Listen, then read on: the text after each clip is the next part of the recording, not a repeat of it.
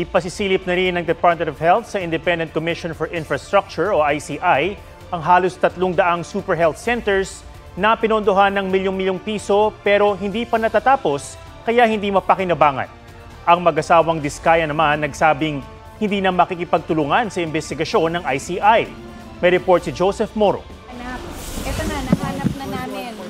Super Health Center dapat ang nakatayo sa loting ito sa Barangay Concepcion 2 sa Marikina City. Pero tila gubat ang nadatnan ni Health Secretary Ted Herbosa. May mga pundasyon nakatayo pero wala ang mismong gusali. Di ba yung manananggal hati, yung itaas wala, yung ibaba na iiwan?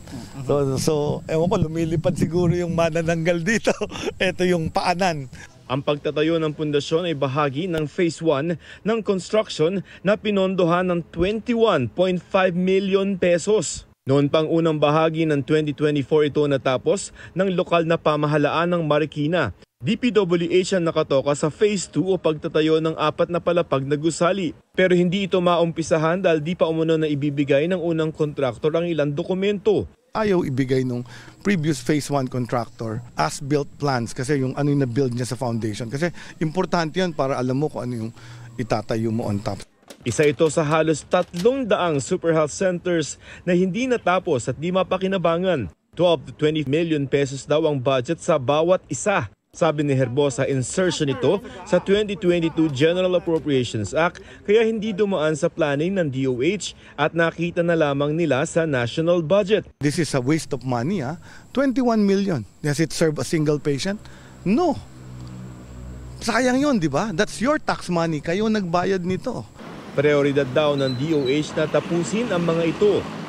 Ang Marikina LGU naman humiling ng 180 million pesos sa DOH para sila na ang tumapos sa gusali. Pero wala pa raw ibinibigay na pondo ang ahensya. Ang Department of Health, tingin ko malaki ang pagkukulang dito kasi hindi nila napondohan ng tama. Ang gagawin po ng city, naglaan po kami ng 200 million para po makomplete lang ang proyektong ito. Tumanggi si Herbosa na magturo kung sino ang may kasalanan sa di mapakinabangang Super Health Center. Pero sa Biyernes magsusumite siya sa Independent Commission for Infrastructure o ICI ng kanilang natuklasan. Ma'am, comment lang po ma'am, about sa BIR ma'am. Comment lang po ma'am, kinasuhan po kayo ng 7.1 billion. Hello ma'am, comment lang po. Ang mag-asawang Diskaya naman hindi na raw makikipagtulungan sa ICI. Sabi ng kanilang abogado, inakala ng mag-asawa na mas malaki ang tsansa nila maging state witness kung makikipagtulungan. Pero kumambyo sila nang sabihin ni ICI Commissioner Rogelio Singson sa isang panayam na walang qualified na maging state witness sa ngayon. Ayon sa Independent Commission for Infrastructure o ICI, hindi raw makakaapekto sa investigasyon na kanilang ginagawa ang hindi pakikipagtulungan ng mga Diskaya. Nasa 16 na mga resource persons ang naipatatawag ng ICI at nakapagsumite na rin naman daw ng kanilang mga affidavit ang dalawa. Para sa Ombudsman, misguided ang mga Diskaya lalo't tanging option lamang daw nila sa ngayon ay makipagtulungan sa gobyerno. Pinagbigyan naman ng Justice Department ang hiling ng ICI na idagdag sa Immigration Lookout Bulletin ang 16 pang individual na idinadawit sa anomalya sa flood control projects. Kabilang dito sina dating Congresswoman Mary Michi Cahayon-Uy, ang ama ni Quezon City 1st District Representative Arjo Atayde na ayon sa mga Diskaya ay personal nilang inabutan ng komisyon. At si Romeo Bogs Magalong na umunitauhan ni Quezon City 4th District Representative Marvin Rillo. Sinisika pa namin silang hinga ng pahayag.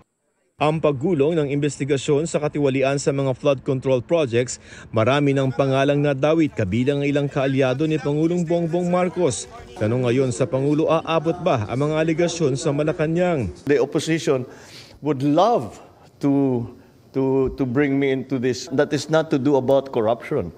That is to do about politics. Gusto nila akong tanggalin. Pagtitiyak ng Pangulo, iimbestigahan ang lahat ng naaayon sa ebidensya.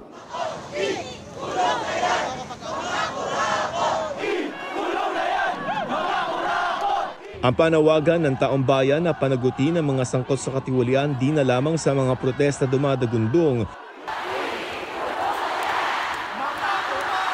kundi pati sa mga concerts.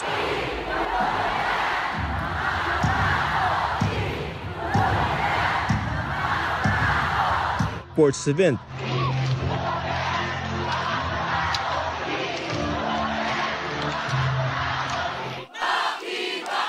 maging sa mga prestihiyosong pagtitipon tulad ng Cinemalaya. Artista ng bayan! Ngayon ay lumalaban! Artista ng bayan! Kulong yung mga kurakot! Gaya ng September 21 ni malakihan ding marcha sa November 30. Joseph Morong, nagbabalita para sa GMA Integrated News.